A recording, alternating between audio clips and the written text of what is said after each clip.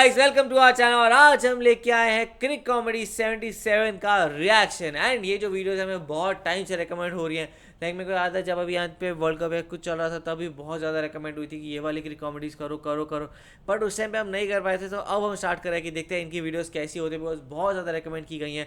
And यहाँ पे ये होता है कि काइंड ऑफ जितना हमें लोगों ने बताया कि लाइक जो भी क्रिकेट के वर्ल्ड में हुआ होता है उसको एक अच्छा समराइज़ करके मस्त तरीके से बताते हैं एंड समझाते हैं क्या क्या हुआ है। एंड लाइक अभी कोई पाकिस्तान भी कोई टेस्ट जीता है, शायद उस बारे में भी बात की होगी। सो देखते हैं। और सीरियसली मैं भी वीडियो को देखने के लिए बहुत ज़्यादा एक्साइटेड हूँ। हालांकि पाकिस्तान अगर क्रिकेट की बात करें और इंडियन क्रिकेट की बात करें तो लाइक बहुत ही हमेशा कहते हैं ना एंटरटेनिंग रहा है। लेकिन पता है अब क्या है, लेकिन अब हम लोगों को इतना मैच देखने के लिए नहीं मिलता। आईपीएल भी पाकिस्तान नहीं खेलता, वरना पहले खेलता था तो लाइक बहुत ज़्यादा मज़े आते थे। लेकिन हाँ अभी भी आते हैं, लेकिन जो महेंद्र सिंह धोनी की वाली बात थी और वही देख लेते हैं वीडियो कैसी होगी, तो आप भी देखो, हम भी देखते हैं। लेट्स नो भाई, क्या है कोई जबरदस्त किस्म का टेस्ट मैच हुआ है। पाकिस्तान टेस्ट मैच जीत चुका है और रिकॉर्ड किस्म का चेस था वो हमने कर लिया। मुझे तो यकीन ही नहीं आ रहा कि हमने कैसे कर लिया। पाकिस्तान दुनिया की वो वाहिद टीम बन गई है जिसने इस स्टेडियम के अंदर, इस ग्राउंड के अंदर जो है वो 300 से ज्यादा स्कोर चेस किया है। मतलब कि इतना ज्यादा स्कोर जो है, ये रिकॉर्ड चेस कर लिया हमने भाई। और अगर आप ऐसे देखें तो आपको ये लगे कि कह रहे कि फट्टा किस्म का विकेट थी, कोई इतना भी कहो 340 वगैरह रन ही थे। लेकिन जिसने पूरा टेस्ट मैच देखे ना उसको पता है कि भाई बॉल किधर किधर घूम रही थी और क्या कुछ हो रहा था। वो 70 ओवर तो जयसूर्या से उन्होंने करा दी। उसके बाद उसके ऊपर भी आएंगे, मैं हमें 3-4 विकेटें वो लेके चला जाता है, 5-5 विकेटें ले लेते हैं। यार तू तकरीबन 2 ओडीआई तो तू बॉलिंग भी करा लेता है। मेरे ख्याल में उन्होंने सिर्फ एक बंदे इसी के लिए पिच बनाई हुई है। हमें भी चाहिए कि आगे जो हमको इसी किस्म का बॉलर लें जिसके लिए हम बस उसी पे ही सारा वो डाल दें कि यार बाकी सारे बैट्समैन खिला दो और 2 बॉलर ले लो स्पिनर जो कि बस डालते जाएं 900 ओवर वही डाल लें। खैर एंड में कुछ सिर्फ 10 रन की गेम रह गई थी और ऊपर से आ गई बारिश। पूरे मैच में श्रीलंकन जितने भी जो ऑडियंस थे वो चुप करके बैठे हुए थे, उन्होंने ऐसी तालियां बजानी शुरू की, सेलिब्रेशन शुरू हो गई। बारिश आ गई। हमारे इधर आसान जो है वो खता हो गया। प्लेयर्स हमारे जाके जो है वो टिश्यू पेपर से रगड़ रहे हैं पिच के अंदर, किसी तरह खुश करने की कोशिश कर रहे हैं। वो जो कोई मिल गया का जादू था ना, वो बेचारा बीच में आया ग्राउंड के, उसने आके कहा धूप के नारे लगाए हैं, तो वहां से ऊपर से धूप शुक आई और हमारा कुछ थोड़ा सा भला हो गया। कवर्स हटाए और उसके बाद उस वक्त भी कह रहे थे कि जी कवर्स तो हट गए लेकिन ग्राउंड जो है वो गीला। मुझे तो शक हो गया था कि ये खुद ही जो है ना वहां पे जाके कोई पाइप शाइप उन्होंने खुला छोड़ा हुआ या कोई इस किस्म का जो है वो पिछी विशी कर रहे हैं, जो भी कर रहे हैं। लेकिन हमारी हालत खराब हो गई थी यार, इस तरह ना हो, ये जुल्म ना हो। मैच डिक्लेयर हो जाता, बात खत्म हो जाती है अब्दुल्ला शफीक के ऊपर। यार क्या कोई इनिंग्स खेल ली है, इतनी मैच्योरिटी के साथ इसने इनिंग्स खेली है, इतनी मैच्योरिटी के साथ। तो हमारी जो गवर्नमेंट रन कर रहे होते हैं ना इस वक्त इंडिविजुअल्स, वो इतने मैच्योर नहीं होते इस तरह से इस किस्म की इनिंग्स। कोई 400 बॉल्स खेल गया बंदा।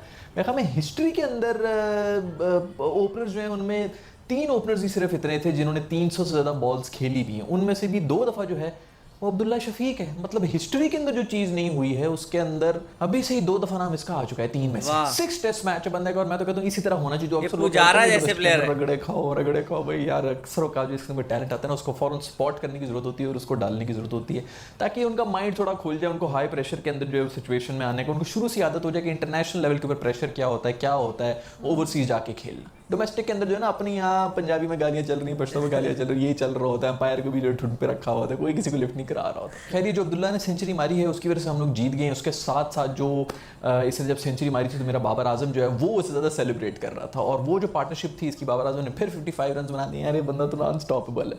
साथ ही साथ जो रिजवान ने भी आगे 40 रन की इनिंग्स खेली थी उसकी वजह से हमारा बड़ा फायदा हो गया। लेकिन इसी के ऊपर मैं आऊँगा, एक बहुत ही अनफॉर्चुनेट और नहायत ही घटिया किस्म का डिसीजन और घटिया किस्म की हरकत जो कि श्रीलंकन कीपर ने की थी डिक विला, और इसी की वजह से ये लोग मैच हारे। भाई बहुत ही सॉलिड किस्म का खेल रहा था हमारा जो इम्मी है। और ये साहब जो हैं हुआ ये कि जी उन्होंने बैक फुट के ऊपर जाके शॉट के लिए, एक होता है ना कि आप फ्रंट फुट के ऊपर आके खेल रहे हो शॉट, तो एक पाँव आपका बाहर होता है, पिछले वाला पाँव जब वो जरा सा ऊपर नीचे हो ही जाता है, आप डिसबैलेंस हो जाते हैं, कोई किस्म की चीज़ हो जाती है तो पीछे से कीपर उसको उड़ा भी देता है। बैक फुट पे ये प्लेयर खेल रहा है, इसकी दोनों टांगे क्रीज के अंदर हैं, दोनों की दोनों टांगे क्रीज के अंदर है जब ये शॉट खेल रहा है। बॉल उसने कलेक्ट कर ली है, उसके बाद वो ईजी हुआ है और गार्ड लेने के लिए जा रहे तो पीछे से विकेट उड़ा दी। यार ये कौन सा मतलब है, कोई तुक्की नहीं बनती है। ये इतनी लेट स्टंपिंग जो है, चलो रूल पे भी अगर कह दो कि अगर ये रूल है भी तो ये किस किस्म का घटिया रूल है भाई। ये अगर कीपर पकड़ के फौरन फेंक दे तो वो डेड हो जाती है, लेकिन अगर 2 सेकंड के बाद तक नहीं फेंकी तो इसका मतलब बॉल अलाइव है। ये क्या अजीब बात होगी भाई। बैट्समैन जो है वो अपने एक स्टांस के ऊपर खड़ा हुआ है, उसके बाद वो बाहर निकल रहा है, इधर जा रहा है, इधर भी जा रहा है। एक तरीका होता है यार टेस्ट मैच खेलने के। इस किस्म की चीज के ऊपर अपील करना ये ही स्पिरिट के खिलाफ पहली बात तो ये। ऊपर से इस किस्म के रूल्स का भी एग्जिस्ट करना ये अजीब कोई बकवासियत है यार। भाई वो रन लेने के लिए थोड़ी जा रहे हैं, अगली बॉल के लिए जो वो गार्ड ले रहे हैं और तुम जो है आउट करके अपील भी कर रहे हो। पहली बात तो ये कि वैसे वैसे भी चलो बड़ा क्लोज था कि स्पाइक टच हो रहा था कि नहीं हो रहा था, लेकिन फिर भी अपील करना ही घटिया और फिर उसके बाद ये सब कुछ करना भी घटिया है। मुझे तो सिर्फ इस चीज की समझ नहीं आती कि जब एक रूल इन्होंने अमेंड कर लिया है जिसके अंदर ये होता है कि जब बैट्समैन रन ले रहा होता है तो उसने अगर डाइव मारी भी और उसका बल्ला जो है वो क्रीज पार कर चुका है और उसके बाद अगर वो हवा में हो चुका है बल्ला, तो इवन अगर उस वक्त बेल उड़ जाए तो वो आउट नहीं मारा जाती क्योंकि एक दफा उसने टच कर लिया। तो फिर ये कैसे आउट था?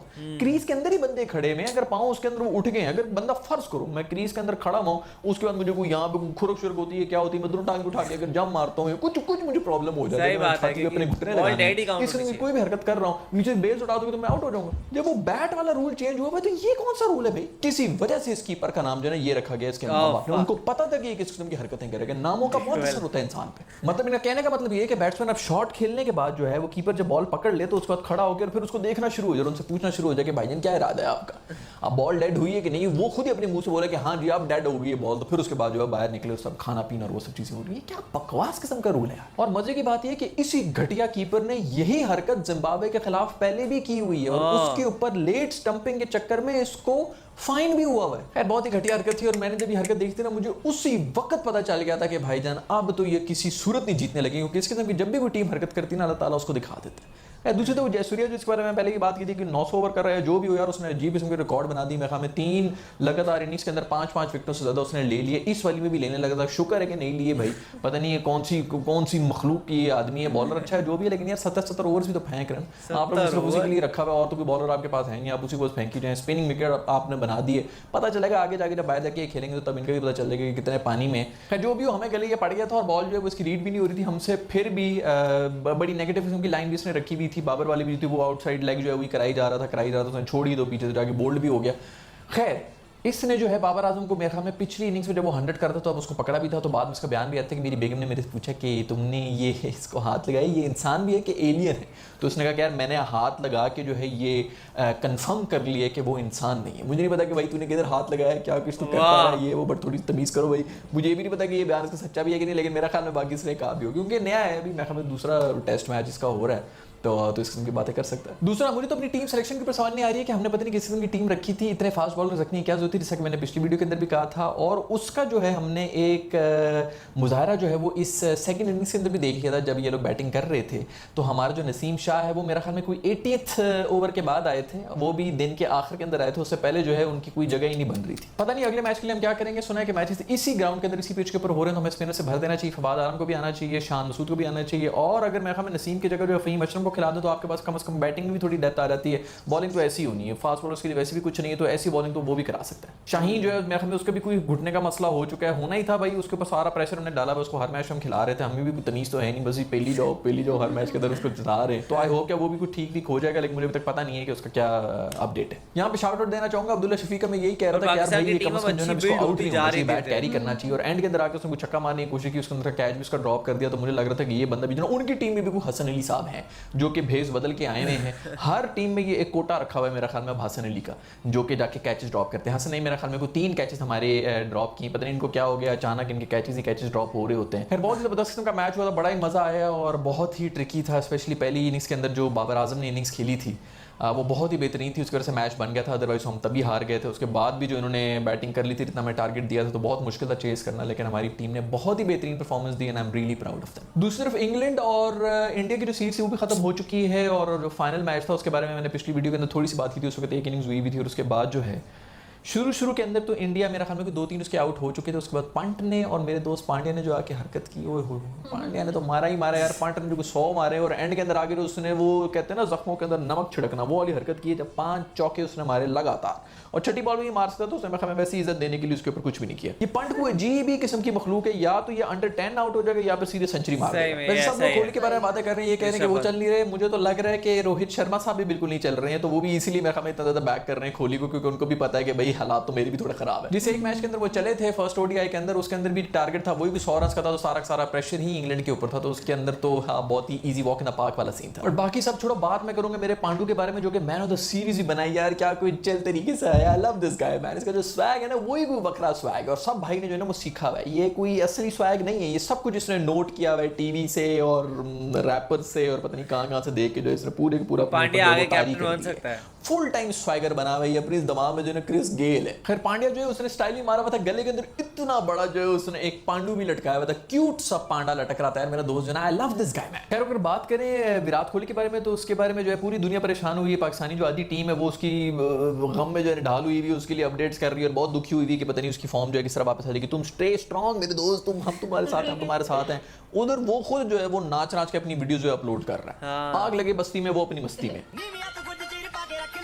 तो वो अपनी एंजॉयमेंट क्यों छोड़े? तू भाई पहले ये कर ले, कह रहा है कि यार बड़े अरसे से पेंडिंग थी तो मैंने इसको शेयर कर लिया। भाई तू बस बड़े अरसे से तेरी सेंचुरियां भी पेंडिंग है, उधर भी थोड़ा सा वो कर ले यार। ये हरकतें करते हुए बंदा तब अच्छा लग रहा था ना जब स्कोर कोई और था। पूरी दुनिया समझ रही कि वो पता नहीं बेचारा जो है वो किस दुख से गुजर रहा पर ये मेरा अपना फिटनेस सिंबल दिखाने के लिए। मैं बोल रहा हूँ यार खुदा के लिए इसको किसी फिल्म के अंदर ले लो। वैसे भी फिल्म के अंदर इसने कोई काम शाम करना नहीं, वो प्रेशर सिचुएशन होती है मैच के अंदर, पूरी दुनिया देख रही होती है, हर तरह की स्लेजिंग और पता नहीं क्या कुछ हो रहा है। वहाँ पर तुम एसी वाली वैनिटी के अंदर बैठे हुए होगे या फिर वीआईपी ट्रीटमेंट तुम्हें वैसी मिल रही होगी। 6 मेकअप आर्टिस्ट होते हैं, उसके बाद जाके तुमने जो है 4 लाइनें गुजारनी होंगी, फिर वापस आके बैठ जाना है। तुम बने हुए उस चीज के लिए भाई, तुम उसी अंदर चले जाओ। खैर सुना है कि जिम्बाब्वे के खिलाफ जो सीरीज हो रही है इंडिया की, उसके लिए इसको सिलेक्ट करने लगे। तो यार ये भी क्या दिन आने थे, ये पूरी उम्र जो हमारा मजाक उड़ाते रहे कि बाबर आजम जो है सिर्फ जिम्बाब्वे के ऊपर स्कोर किए, और अब ये देख लो कि आपका लेजेंड जो है उसको जिम्बाब्वे के सामने रख दिया कि यार बेटा अब इधर तो कम से कम जो है कुछ थोड़ा यूं लकड़ी से टच करने के कुछ कर ले, अब तो कुछ कर ले, हिल ले। खैर दूसरी खबरों में ये भी है कि बेन स्टोक्स जो है उन्होंने ओडीआई से रिटायरमेंट ले ली और वो ये कह रहे हैं कि जी मेरे से तो मैनेज नहीं होता इतना ज्यादा जो है वो प्रेशर हो रहा है। तो वो प्रेशर तो होना ही है भाई। अब जो कि T20 लीग आ चुकी तो सबको ये लगना शुरू हो गया कि मेरी जो 5-1 साल की जो फिटनेस रहेगी, मैं बजाय इसके कि इन चीज़ों के अंदर जाया करूँ, मैं T20 के अंदर IPL वगैरह और इस की लीग्स खेल के पैसे बना लूँ। तो पैसे की गेम हो गई है। दूसरी बात ये भी है कि वो इन सब लीग्स की वजह से इतनी बड़ी बड़ी विंडोज जो है वो चली जाती हैं कि जो बाकी जितनी भी सीरीज होती हैं वो ऊपर नीचे कर देती हैं। अभी इंग्लैंड की तो मुझे समझ नहीं आ रही, पिछले 3 हफ्ते के अंदर मैं 4 मुल्कों को निपटा चुके हैं। अभी साउथ अफ्रीका के साथ भी खेल रहे हैं, बल्कि पहला मैच बड़ी बुरी तरह से हार भी गए।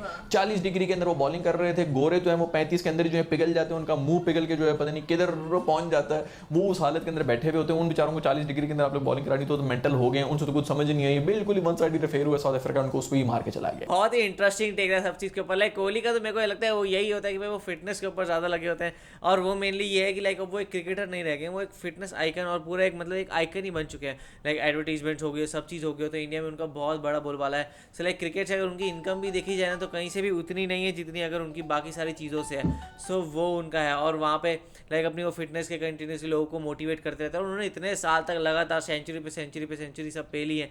तो फिर ये कहीं ना कहीं एक बार के लिए उनको चल जाता है कि थोड़ा सा बैड फॉर्म आया है, वो रिकवर हो ही जाएगा। तो यार बहुत सही लगी वीडियो, बहुत ही ज़्यादा अच्छी वीडियो थी। और जिस हिसाब से विराट कोहली की बेसिकली बेइज्जती करी है ना यार, वो क्या ही बोले।